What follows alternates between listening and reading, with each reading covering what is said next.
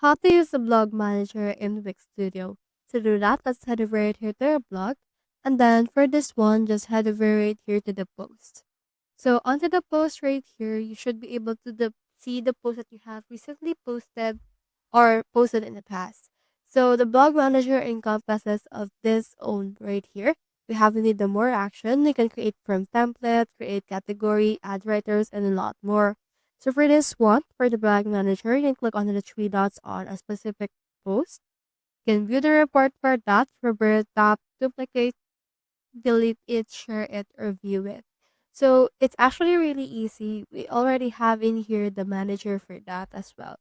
You can also head over right here to the overview of your blogs, and you should be able to see right here the overview of all the blogs that you have created in the past or will be in the future.